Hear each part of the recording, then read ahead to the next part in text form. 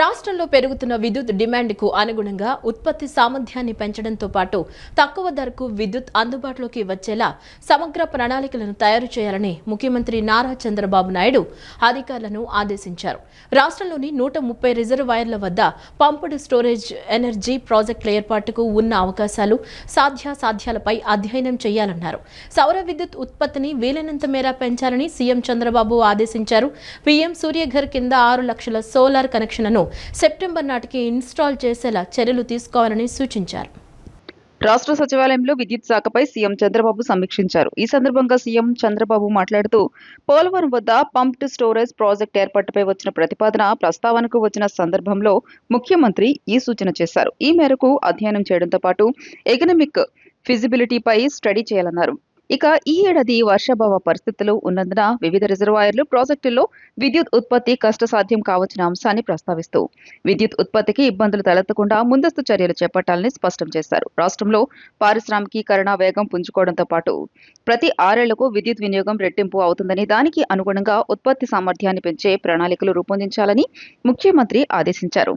అదే సమయంలో విద్యుత్ పంపిణీ నష్టాలను మరింత తగ్గించే చర్యలు చేపట్టాలని సూచించారు. సౌర విద్యుత్ ఉత్పత్తిని వీలైనంత మేర పెంచాలని సీఎం చంద్రబాబు ఆదేశించారు.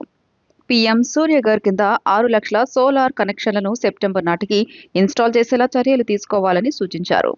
నాన్ సూర్యఘర్ కింద మరో 3 లక్షల కనెక్షన్లను త్వరితగతిన ఏర్పాటు చేయాలన్నారు. వీటితో పాటు మరో 10 లక్షల కనెక్షన్ల కోసం కేంద్రానికి దరఖాస్తు చేయాలని చెప్పారు. ఇక కుసుమ్ పథకం కింద లక్ష్యాన్ని పూర్తి చేస్తూనే అదనంగా 2000 మెగావాట్ల సామర్థ్యం కోసం కేంద్రాన్ని కోరాలని సీఎం సూచించారు. సోలార్, విండ్, పంప్డ్ స్టోరేజ్ వంటి వనరులను సమన్వయం చేసుకుని తక్కువ ధరకు నిరంతర విద్యుత్ అందించే వ్యవస్థను రూపొందించాలని సూచించారు. దీంతో పాటు విద్యుత్ కొనుగోలు ధరను ఈ ఏడాది యూనిట్కు 4.60 రూపాయలు తగ్గించేలా చర్యలు తీసుకోవాలని సీఎం తెలియజేశారు. 2029 నాటికి యూనిట్ విద్యుత్ కొనుగోలు ధరను 4 రూపాయలకు తీసుకురావాలని అధికారులకు దిశానిర్దేశం చేశారు. తక్కువ ధర విద్యుత్ కొనుగోలుతో పాటు పవర్ స్వాపింగ్, కుసుమ్, సూర్యఘర్, పునరుత్పాదక విద్యుత్ స్టోరేజ్ వంటి వివిధ మోడళ్లను ఇంటిగ్రేట్ చేయాలన్నారు. రాష్ట్రంలోని 6 విద్యుత్ సంస్థలకు పనితీరు ఆధారంగా రేటింగ్ విధానం తీసుకురావాలని సీఎం సూచించారు. ప్రతి సంస్థ సమర్థంగా పనిచేసేలా లక్ష్యాలు నిర్దేశించి కార్పొరేట్ సంస్థలకు ధీటుగా విద్యుత్ సంస్థలను తీర్చిదిద్దాలని ఆదేశించారు. సంస్థల పనితీరు, ఆర్థిక సామర్థ్యం, నిర్వహణ సామర్థ్యాలను నిరంతరం సమీక్షించాలని తెలియజేశారు. విద్యుత్ కొనుగోలులో ఆప్టిమైజేషన్ ద్వారా 234 కోట్ల రూపాయలు, ప్రాంప్ట్ పేమెంట్ రిబేట్ కింద 100 కోట్ల రూపాయలను ఆదా చేసినట్లు అధికారులు సీఎం దృష్టికి తీసుకెళ్లారు. దీనిపై సీఎం స్పందిస్తూ విద్యుత్ సంస్థలపై రుణభారాన్ని తగ్గించాలన్నారు. విద్యుత్ సంస్థల రుణాలపై నిరంతర సంప్రదింపులతో వడ్డీ రేట్లను వీలైనంత మేర తగ్గించాలని ఆదేశించారు. సంస్థల పనితీరు మెరుగుపడుతున్న విషయాన్ని ఆర్థిక సంస్థల దృష్టికి తీసుకెళ్లాలని సూచించారు. ఈ మేరకు ఆర్థిక సంస్థలతో సంప్రదింపులు జరపాలని ముఖ్యమంత్రి తెలియజేశారు. ఆస్తుల కల్పన, మూలధన పెట్టుబడుల కోసం మాత్రమే ఇకపై విద్యుత్ సంస్థలు అప్పులు తీసుకోవాలి తప్ప ఇతర అవసరాలకు అప్పులు చేసే పరిస్థితి రాకూడదని స్పష్టం చేశారు. టారిఫ్ పెంచకుండా కొనుగోలు వ్యయం, వడ్డీ భారం, పంపిణీ నష్టాలను తగ్గించడం ద్వారా సంస్థల ఆర్థిక స్థితిని బలోపేతం చేయాలని ముఖ్యమంత్రి అన్నారు. విద్యుత్ సంస్థలో డిజిటల్ ట్విన్ వ్యవస్థ, అసెట్ హెల్త్ ఇండెక్స్ విధానాలను అమలు చేస్తున్న అధికారులను సీఎం చంద్రబాబు అభినందించారు. విద్యుత్ వ్యవస్థలోని ఆస్తుల పరిస్థితిని డిజిటల్గా పర్యవేక్షించడం, ట్రాన్స్ఫార్మర్లు తదితర పరికరాల కండిషన్ను ముందుగానే అంచనా వేసి మరమ్మతులు, మార్పులకు చర్యలు తీసుకోవడం ద్వారా వ్యయాన్ని తగ్గించడంతో పాటు నాణ్యమైన విద్యుత్ను వినియోగదారులకు అందించేలా చర్యలు తీసుకోవాలని సీఎం సూచించారు. ఈ సమావేశంలో మంత్రి గొట్టిపాటి రవి, విద్యుత్ శాఖకు చెందిన ఉన్నతాధికారులు పాల్గొన్నారు. సీడ్ యాక్సెస్ రోడ్డు వద్ద కొత్త అగ్నిమాపక వాహనాలను సీఎం చంద్రబాబు ప్రారంభించారు. 40 కోట్లతో 58 ఆధునిక ఫైర్ ఫైటింగ్ వాహనాలను, 25 అధునాతన ఫైర్ ఫైటింగ్, 20 వాటర్ బౌజర్లు, 13 quick response multipurpose fire fighting ప్రారంభించారు. ప్రభుత్వం తొలి దశలో 65 ఫైర్ ఫైటింగ్ వాహనాలు అందుబాటులోకి తెచ్చింది. వాహనాల ప్రత్యేకతల గురించి అధికారులు సీఎంకు వివరించారు. 40 కోట్ల రూపాయల వ్యయంతో అగ్నిమాపక శాఖ కొనుగోలు చేసిన 58 ఆధునిక ఫైర్ ఫైటింగ్ వాహనాలను ముఖ్యమంత్రి చంద్రబాబు నాయుడు ప్రారంభించారు.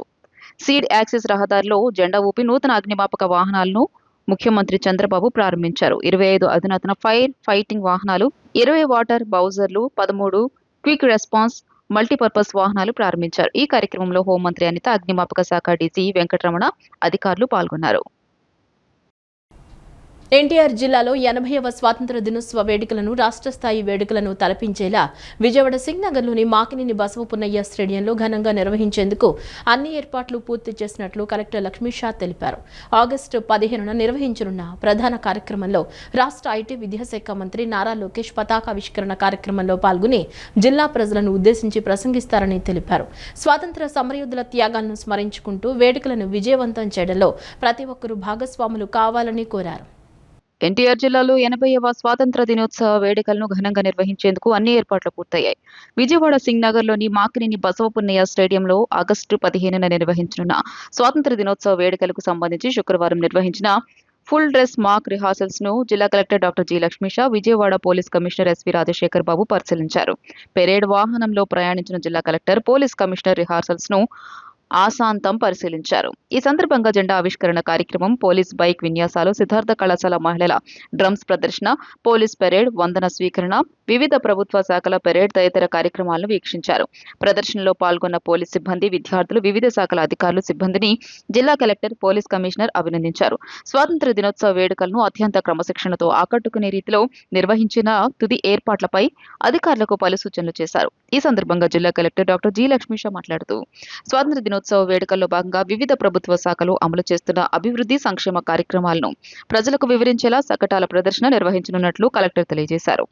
వివిధ శాఖల అభివృద్ధి సంక్షేమ పథకాలను ప్రతిబింబించే శకటాలు ప్రత్యేక ఆకర్షణగా నిలవనున్నాయని చెప్పారు. అదేవిధంగా సాంస్కృతిక కార్యక్రమాలు, పోలీస్ బైక్ విన్యాసాలు, డ్రమ్స్ ప్రదర్శనలు, వివిధ శాఖల పెరేడ్ తదితర కార్యక్రమాలను నిర్వహించనున్నట్లు తెలియజేశారు. స్వాతంత్ర దినోత్సవ వేడుకల్లో ప్రజలు, విద్యార్థులు పెద్ద సంఖ్యలో పాల్గొని జాతీయ స్ఫూర్తిని, దేశభక్తిని, ఐక్యతా భావాన్ని చాటాలని జిల్లా కలెక్టర్ పిలుపునిచ్చారు. పోలీస్ కమిషనర్ ఎస్వి రాజశేఖర్ బాబు మాట్లాడుతూ స్వాతంత్ర దినోత్సవ వేడుకల సందర్భంగా ఎలాంటి అవాంఛనీయ సంఘటనలకు తావు లేకుండా పటిష్టమైన బందోబస్తు ఏర్పాట్లు చేసినట్లు తెలియజేశారు. వేడుకలకు హాజరయ్యే ప్రజలు, విద్యార్థులు, అతిథులు, పోలీస్ అధికారులు, సిబ్బంది సూచనలను పాటించి సహకరించాలని కోరారు. ట్రాఫిక్ నియంత్రణ, వాహనాల పార్కింగ్, భద్రతా చర్యలకు సంబంధించి పోలీసుల సూచనలను పాటించడం ద్వారా వేడుకలు సజావుగా, విజయవంతంగా నిర్వహించేందుకు ప్రతి ఒక్కరూ సహకరించాలని విజ్ఞప్తి చేశారు. ఈ కార్యక్రమంలో విజయవాడ నగరపాలక సంస్థ కమిషనర్ హెచ్ఎం ధ్యాన్ చంద్ర, డీసీపీ కేజీవి సరిత, విజయవాడ ఆర్డీఓ వెన్నెల శ్రీను, వివిధ ప్రభుత్వ శాఖల అధికారులు, పోలీసు ఉన్నతాధికారులు, సిబ్బంది తదితరులు పాల్గొన్నారు. పోలీస్ సిబ్బంది, అలాగే అన్ని డిపార్ట్మెంట్ సిబ్బంది చాలా ప్రాపర్గా వాళ్ళు ప్లాన్ చేసుకొని, వాళ్ళు ప్రాక్టీస్ చేసుకొని ఎగ్జాక్ట్గా మార్చ్ ఫస్ట్ అయితేనేంటి, ట్యాబ్లూస్ అయితేనేంటి, అలాగే మినిట్ టు మినిట్ ప్రోగ్రామ్ అయితేనేంటి, అలాగే కల్చరల్ ప్రోగ్రామ్స్ ఇవన్నీ చాలా చక్కగా ఎగ్జిక్యూట్ చేయడం జరుగుతూ ఉంది. ఇది నేషనల్ ఫెస్టివల్ ఫర్వర్ అండ్ ఎన్టీఆర్ జిల్లా మీకు తెలిసే ఉంది. ఇది more than district head quarter, it is state head quarter. కాబట్టి ఇక్కడ అన్ని రకాలుగా ఏ చిన్న గ్యాప్ లేకుండా, ఎక్కడ కూడా ఏమి లోపల లేకుండా ప్రాపర్గా చేయడానికి మొత్తం జిల్లా యంత్రాంగం సిద్ధంగా ఉంది. సో మీరు కూడా మీడియా మిత్రుల ద్వారా మీడియా మిత్రులు కూడా అందరికీ తెలియజేయండి. ఇది నేషనల్ ఫెస్టివల్ కాబట్టి ప్రతి ఒక్క ప్రజల్ని కూడా ఈ కార్యక్రమానికి ఆహ్వానిస్తున్నాము. ప్రతి ఒక్కరు వచ్చి ఈ నేషనల్ ఫెస్టివల్ అలాగే జెండా వందనం అయితే ఉందో దీంట్లో పాల్గొనాలని కోరుతున్నాను. వస్తున్నప్పుడు దయచేసి అధికారులు అలాగే పోలీస్ డిపార్ట్మెంట్ ఇచ్చే సలహా సూచనలు పాటించి ఏ సైడ్ నుంచి రావాలి, ఎక్కడ కూర్చోవాలి, అలాగే ప్రోగ్రామ్ నేషనల్ ప్రోగ్రామ్ అయ్యేంత వరకు అందరూ శాంతిగా అలాగే డీసెన్సీ పాటిస్తూ డిసిప్లిన్గా ఉంటూ ఈ ప్రోగ్రామ్ని సక్సెస్ఫుల్గా చేయాలని ప్రతి ఒక్కరిని కోరుతున్నాను. ముఖ్యంగా రేపు నేషనల్ సాంగ్ ఫస్ట్ టైం మనము నేషనల్ సాంగ్ అనేది ప్లే చేయబోతున్నాము.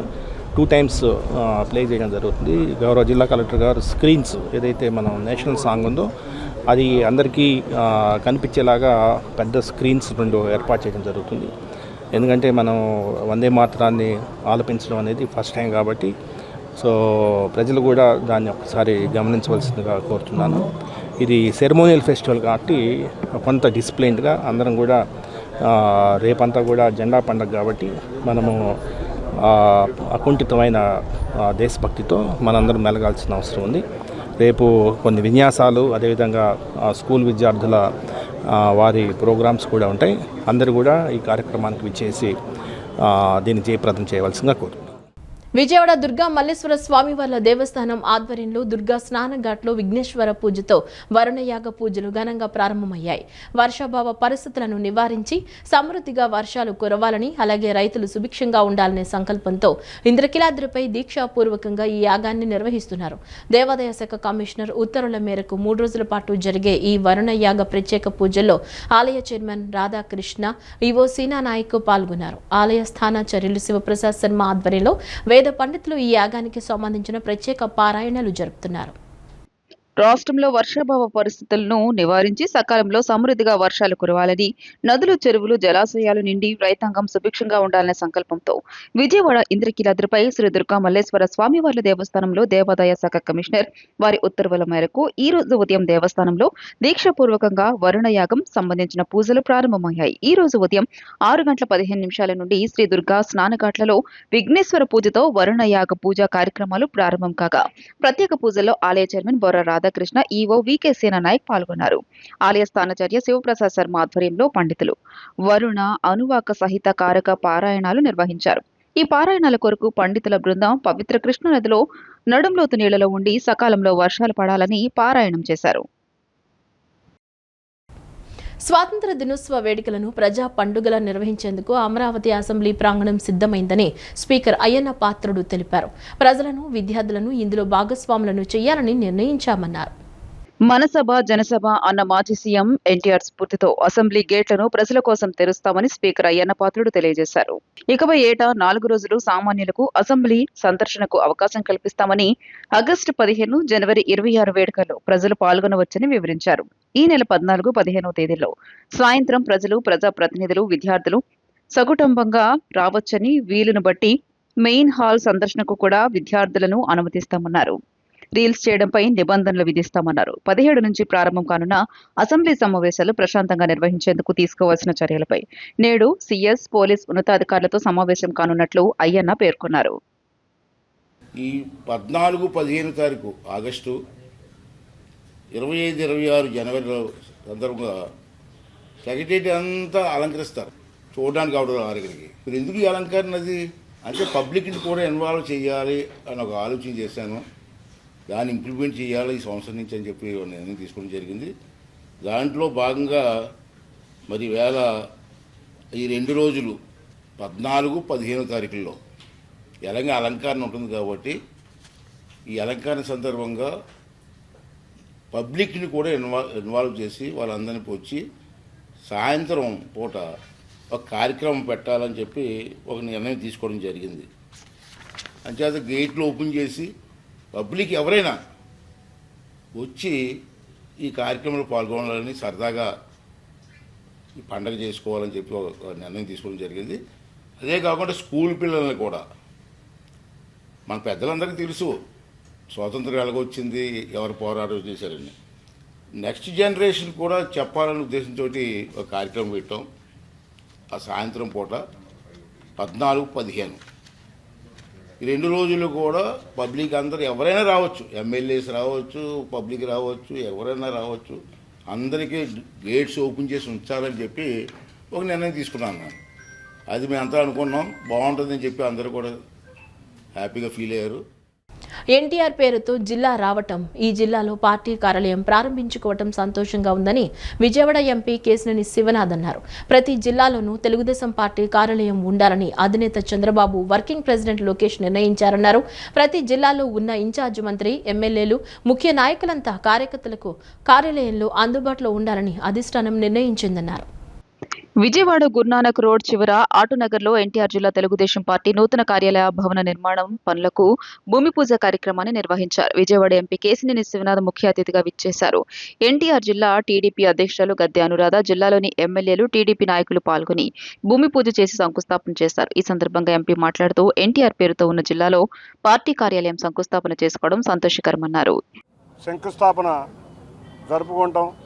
గౌరవ అధ్యక్షురాలు అనురాధ గారు, రామ్మోహన్ గారు, తంగిరాల స్వామి గారు, తాతయ్య గారు, అందరూ పెద్దలు అందరూ ద్వారా ఇక్కడ శంకుస్థాపన జరుపుకుంటాం. పెద్దలందరూ, నాయకులు అందరి ద్వారా జరుపుకోవడం చాలా ఆనందంగా ఉంది.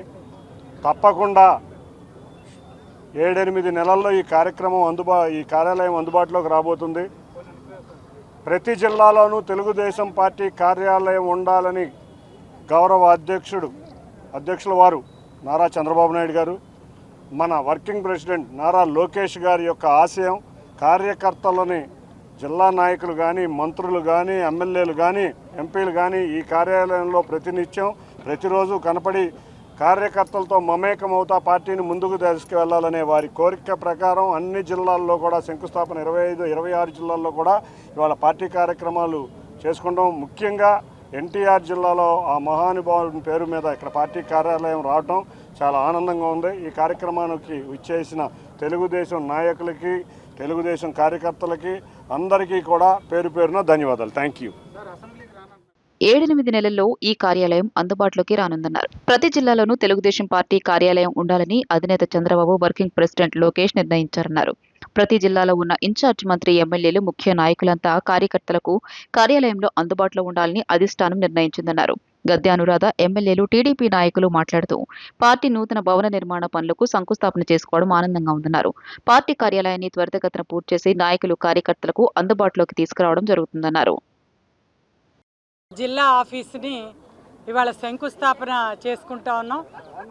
మరి మనందరం కూడా చూసాం గత 2 సంవత్సరాలుగా ఈ రాష్ట్రంలో జరిగిన అభివృద్ధి, ముఖ్యంగా అమరావతిని రాజధానిగా నిన్ననే చంద్రబాబు నాయుడు గారు సీడ్ యాక్సెస్ రోడ్డుని ఓపెన్ చేయటం, మరి మనకి ఇవాళ ఎన్టీఆర్ జిల్లా అమరావతి రాజధానికి మనకు ఒక గుర్తింపు, విభజన ఆంధ్రప్రదేశ్కి దానికి ఒక ముఖద్వారంగా ఈ రోజున విజయవాడ ఎన్టీఆర్ జిల్లా ఉండబోతూ ఉంది. ఈ ఎన్టీఆర్ జిల్లా ఈ రోజున జిల్లా పార్టీ ఆఫీస్ని బ్రహ్మాండంగా ఇక్కడ పార్లమెంటు సభ్యులు కానివ్వండి, ఇవాళ ఏదైతే మనం సూపర్ 6ని సూపర్ హిట్ చేసుకున్నామో, అదేవిధంగా అభివృద్ధి కార్యక్రమాలు ముందుకు తీసుకెళ్తున్నామో, అందరికీ ఇవాళ ఆమోదయోగ్యంగా అన్ని జిల్లాలలోనూ కూడా ఇలా జిల్లా పార్టీ ఆఫీసుల్ని అటు ఎన్టీఆర్ ఆశయాలకు అనుగుణంగా, ఎన్టీఆర్ సిద్ధాంతాలకి అనుగుణంగా ఇవాళ లోకేష్ గారు ప్రతి జిల్లాలో కూడా ఒక చక్కటి పార్టీ ఆఫీసు నిర్మాణం చేయాలని చెప్పి ఒకే ప్లాన్తో. జగన్ మానసిక పరిస్థితి బాగాలేదని ఎంపీ కేశినేని శివనాథ్ చిన్ని విమర్శించారు. జగన్ ఒక తప్పిన విద్యార్థి కాబట్టే అసెంబ్లీకి రావటం లేదని వ్యాఖ్యానించారు.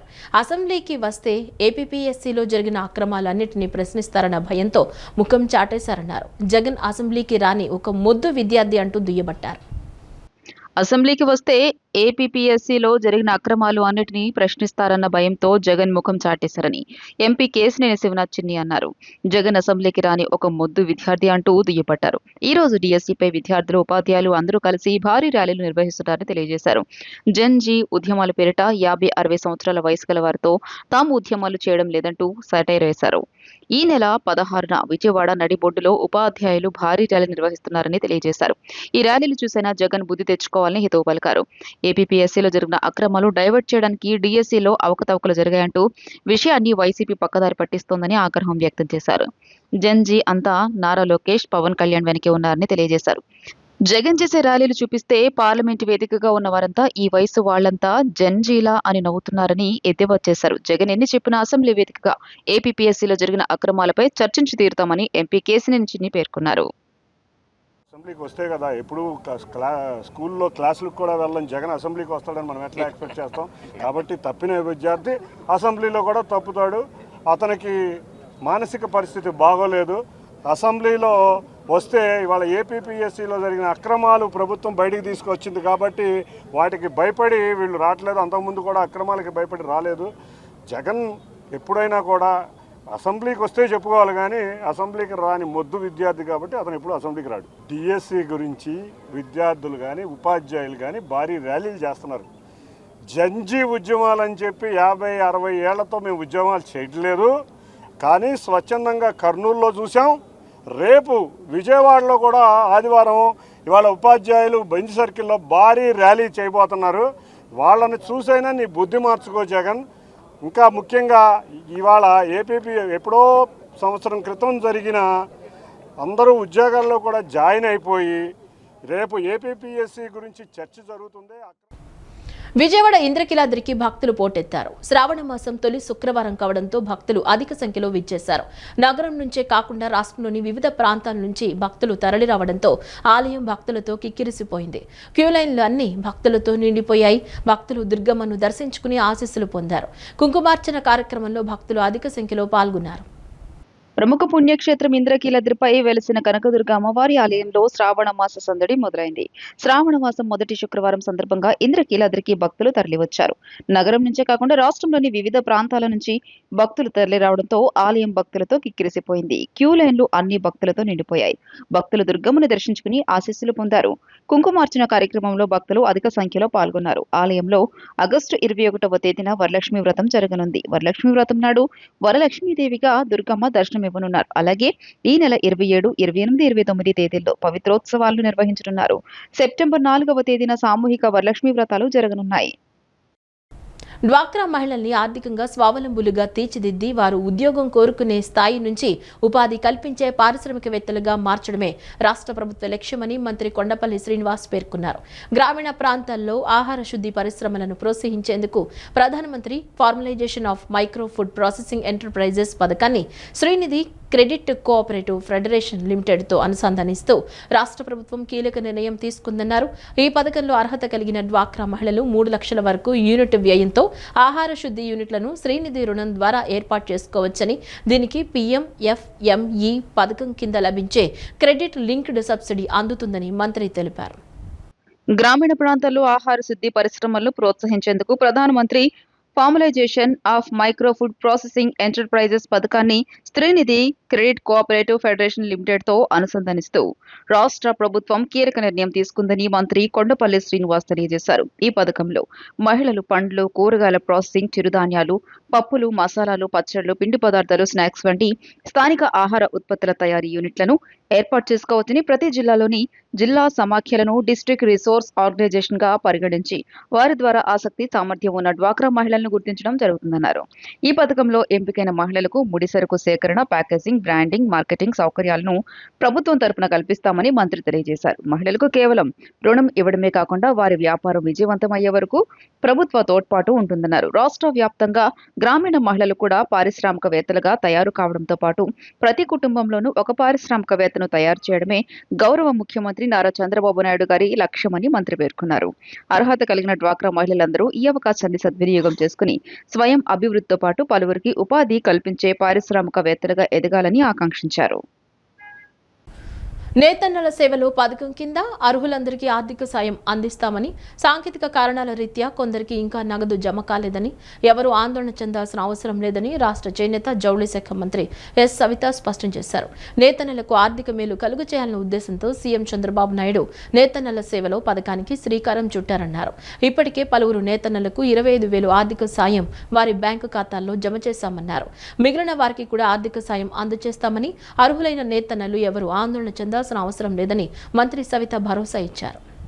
నేతన్నలకు ఆర్థిక మేలు కలుగజేయాలన్న ఉద్దేశంతో సీఎం చంద్రబాబు నాయుడు నేతన్నల సేవలో పథకానికి శ్రీకారం చుట్టారన్నారు. ఇప్పటికే పలువురు నేతన్నలకు 25,000 రూపాయలు ఆర్థిక సాయం వారి బ్యాంక్ ఖాతాలో జమ చేశామన్నారు.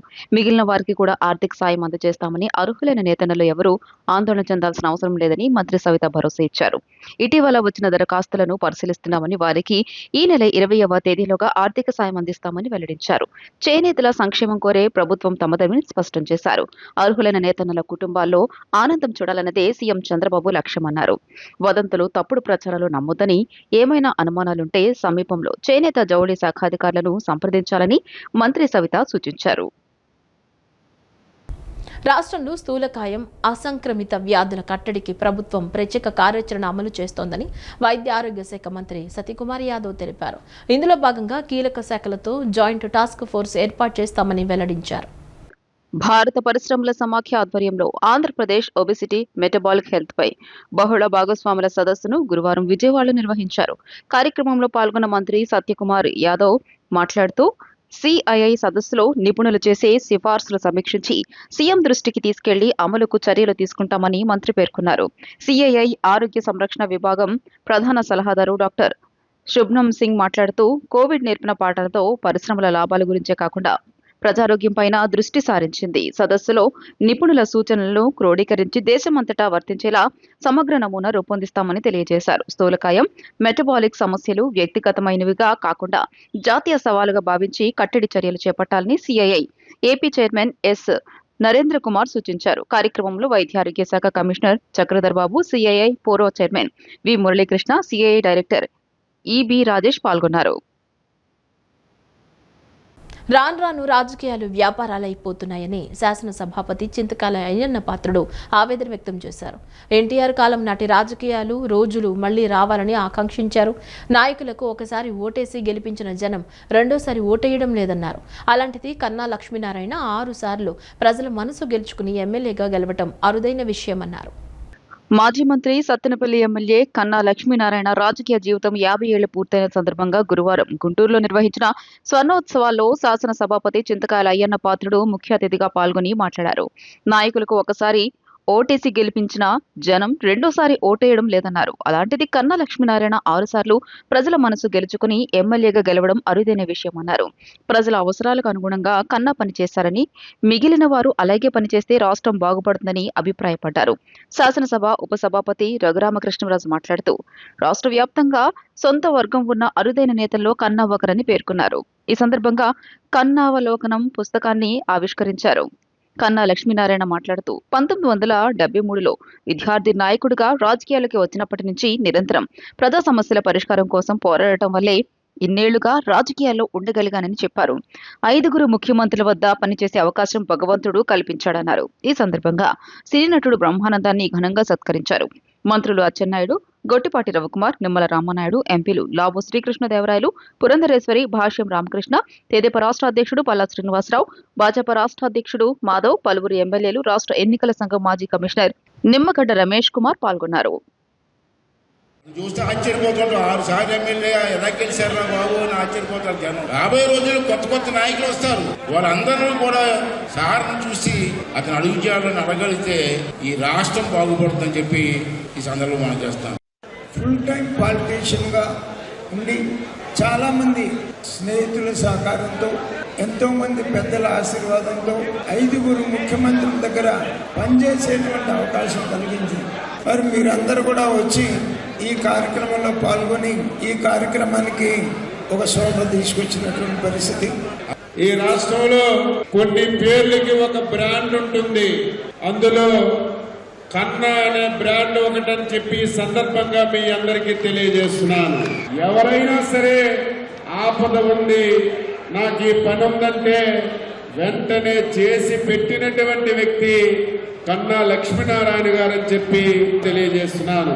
ప్రజలతో సంబంధం పెట్టుకోవడం, ప్రజలు ఇంటికి వచ్చి తలుపు తడితే వెంటనే తలుపు తెరవడం, ఓర్పుతో వారి యొక్క సమస్యలు వినడం, నేర్పుతో వాటిని పరిష్కరించడం, ఇది నా మూల సూత్రం అని చెప్పి వారు నాకు తెలియజేసినటువంటి విషయం.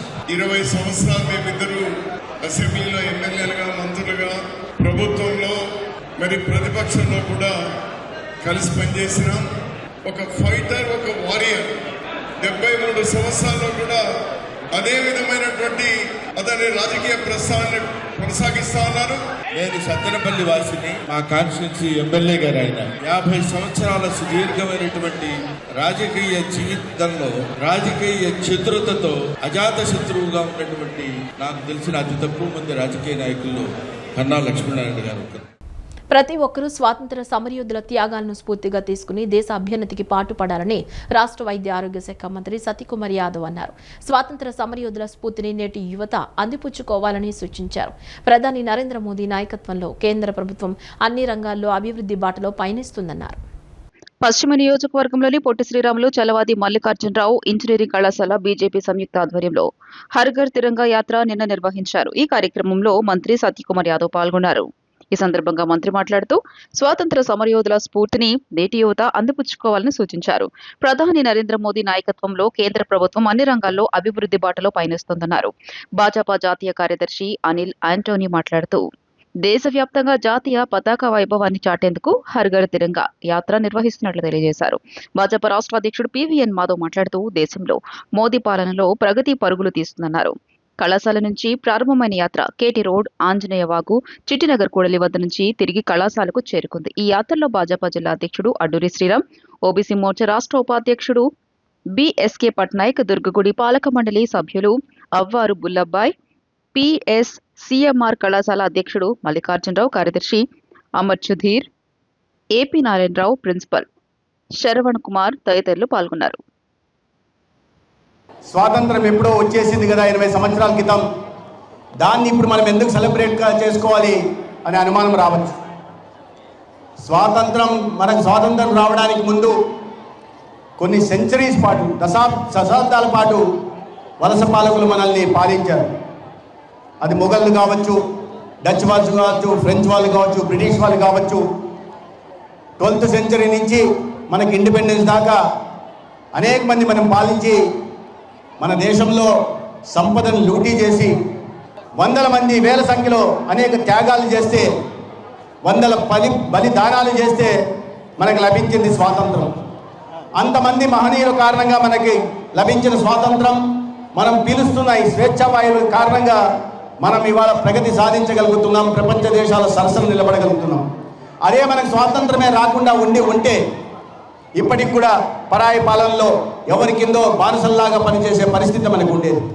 అది కాకుండా ఇవాళ ఉత్కృష్టమైన సంస్కృతి సంప్రదాయాలకి మహోన్నతమైన వారసత్వ సంపదని నిలబెట్టుకునేలాగా మన స్వాతంత్రం వచ్చిన తర్వాత ఇవాళ దేశంలో పరిస్థితులు మెరుగవుతున్నాయి. అన్ని బలిదానాలు త్యాగాలు మనం ఎవరం త్యాగాలు చేయలేదు. మనం ఇవాళ వారి గురించి మాట్లాడుకుంటున్నాం, వారు చేసిన త్యాగాల గురించి గొప్పగా చెప్పుకుంటున్నాం. స్వాతంత్రం తేవడం కోసం వారి కారణంగా మనం ఇవాళ స్వేచ్ఛావాయులు పీల్చుకుంటున్నాం. విద్యార్థులకు కేవలం విద్యాభ్యాసమే కాకుండా మంచి వ్యక్తిత్వాన్ని, నైతిక విలువలను, క్రమశిక్షణను మరియు దేశభక్తిని పెంపొందించడమే ధ్యేయంగా శ్రీ చైతన్య విద్యా సంస్థలు ముందుకు సాగుతున్నాయని సంస్థల చైర్పర్సన్ డాక్టర్ ఝాన్సీ లక్ష్మీబాయి స్పష్టం చేశారు. ఇప్పటి వరకు ర్యాంకులు, మార్కులతో విజయోత్సాహాన్ని నమోదు చేసిన శ్రీ చైతన్య ఇకపై విద్యార్థుల వ్యక్తిత్వ నిర్మాణానికి, క్రమశిక్షణకు అంత్య ప్రాధాన్యత ఇస్తుందని హామీ ఇచ్చారు. సాధారణ పాఠ్య బోధనకు అనుబంధంగా నైతిక విలువలతో కూడిన విద్యను అందిస్తూ సమాజానికి ఉపయోగపడే బాధ్యతాయుతమైన పౌరులను తీర్చిదిద్దేందుకు నిరంతరం కృషి చేస్తామని ఆమె ఉద్ఘాటించారు. కానూరు ఐపీఎల్ క్యాంపస్ లో శ్రీ చైతన్య విద్యా సంస్థల ఆధ్వర్యంలో ఏర్పాటు చేసిన వ్యక్తిత్వ నిర్మాణ కార్యక్రమం ప్రారంభోత్సవంతో పాటు విద్యార్థుల సమగ్ర వికాసానికి దోహదపడే ప్రత్యేక పుస్తకాన్ని ఆమె ముఖ్య అతిథిగా హాజరై ఘనంగా ఆవిష్కరించారు. ఈ సందర్భంగా చైర్పర్సన్ డాక్టర్ ఝాన్సీ లక్ష్మీబాయి మాట్లాడుతూ విద్యార్థులు చిన్ననాటి నుంచే చదువుతో పాటు సంస్కారాన్ని పెంపొందించడం ఎంతో ఆవశ్యకమని పేర్కొన్నారు. భారతీయ సంస్కృతి సాంప్రదాయాలు, గురువులు, పెద్దలు, తల్లిదండ్రులు మరియు సమాజం పట్ల గౌరవ మర్యాదలు పెంచేలా ప్రణాళికలు రూపొందించినట్లు తెలియజేశారు. న్యాయం, ధర్మం మొదలైన సద్గుణాలను తెలుసుకుని నడుచుకునేలా ఈ వ్యక్తిత్వ నిర్మాణ కార్యక్రమాన్ని విద్యా కరికులంలోని ఒక భాగంగా చేరుస్తున్నట్లు ఆమె వెల్లడించారు. దేశంలోని కాకుండా ప్రపంచంలోనే మొట్టమొదటిసారిగా ఇలాంటి వినూత్న కార్యక్రమాన్ని రూపొందించడం శ్రీ చైతన్యకే సాధ్యమైందని ఝాన్సీ లక్ష్మీబాయి హర్షం వ్యక్తం చేశారు. ఇప్పటి వరకు ర్యాంకులు, మార్కులతో విజయోత్సాహాన్ని నమోదు చేసిన శ్రీ చైతన్య ఇకపై విద్యార్థుల వ్యక్తిత్వ నిర్మాణానికి, క్రమశిక్షణకు అంతే ప్రాధాన్యత ఇస్తుందని హామీ ఇచ్చారు. సాధారణ పాఠ్య బోధనకు అనుబంధంగా నైతిక విలువలతో కూడిన విద్యను అందిస్తూ సమాజానికి ఉపయోగపడే బాధ్యతాయుతమైన పౌరులను తీర్చిదిద్దేందుకు నిరంతరం కృషి చేస్తామని ఆమె ఉద్ఘాటించారు. ఆవిష్కరించిన ఈ పుస్తకంలో పొందుపరిచిన విషయాలు విద్యార్థుల్లో సానుకూల ఆలోచన విధానాన్ని, లక్ష్య సాధన పట్ల పట్టుదలను, ఆత్మవిశ్వాసాన్ని పెంపొందిస్తాయని ఆకాంక్షించారు. ఈ వేడుకల్లో EGM Shri Muralikrishna, all India academic coordinator Shri VV Satish, regional incharge, principals, deans, central office team, ఉపాధ్యాయులు మరియు విద్యార్థి బృందం పాల్గొని కార్యక్రమాన్ని విజయవంతం చేశారు. మీలాంటి విద్యార్థులు ఎన్నో లక్షల మంది ఉన్నారు, 9 లక్షల మంది ఉన్నారు ఇప్పుడు సంస్థలో. ఎల్కేజీ నుంచి ఇంటర్మీడియట్ వరకు వీళ్ళ తల్లిదండ్రులు, విద్యార్థులు ఎంతో నమ్మకంతో ఈ సంస్థలో వాళ్ళ పిల్లల్ని అడ్మిట్ చేసి సహాయ సహకారాలను అందించటం వల్ల విద్యా సంస్థ పైకి వచ్చింది. ఇది వాస్తవం. ఇది కూడా ఒక రకంగా సంస్థ అదృష్టంగా భావిస్తాను నేను. ఈరోజు 40 సంవత్సరాల తర్వాత ఈ మార్పు అనేది, క్యారెక్టర్ బిల్డింగ్ ప్రోగ్రామ్ అనేది నేను ఎంతో కాలంగా దీన్ని తీసుకురావాలనే ఆలోచనతో ఉన్నా సాధ్యపడలేదు. లాస్ట్ ఇయర్ ఒక మోడల్ లాగా స్టార్ట్ చేశారు. ఇప్పుడు ఈ సంవత్సరం అందరూ స్కూల్స్లో ఉన్న తెలుగు టీచర్స్ అందరూ, కాలేజీలో ఉన్న సాంస్క్రిట్ డిపార్ట్మెంట్ వాళ్ళందరూ సహకారం అందించారు, సహాయం అందించారు. ఇప్పుడు ఈ పుస్తక ఆవిష్కరణ జరిగింది. మనం ముందుగా ఆలోచించవలసింది ఏంటంటే, ప్రతి ఒక్కరూ మనం భారతీయులం, భరత జాతి మనది, భరతమాత ముద్దు బిడ్డలం అందరం. అది మర్చిపోకూడదు. మన భాష తెలుగు, అంతేనా? మీరందరూ తెలుగు పిల్లలే కదా, తెలుగు భాషే కదా. మన భాష తెలుగు. మన భాషని భాషలందు తెలుగు లెస్స అని చెప్పి కృష్ణదేవరాయలు కూడా కీర్తించారు. అన్ని భాషల్లో తెలుగు లెస్స అని చెప్పి ఆయన కీర్తించారు కృష్ణదేవరాయలు. ఆయన కన్నడ రాజు అప్పుడు. ఈరోజు మేము స్కూల్స్లో చదువుకున్నప్పుడు, మాకు విద్యాభ్యాసం జరిగినప్పుడు మేము ఆలయంతోనే మొదలుపెట్టాము మా విద్యాభ్యాసం అంతా. ఈరోజు పిల్లలు ఏబిసిడీలతోనే మొదలవుతున్నారు. ఏబిసిడీలే స్టార్టింగ్, తెలుగు అక్షరాలు కాదు. అక్షరం అంటే ఏంటి? అక్షరం అంటే నశించనిది ఏదైనా ఉందేనంటే అది అక్షరం. ఈ వార్తలు ఇంతటితో సమాప్తం. నమస్కారం.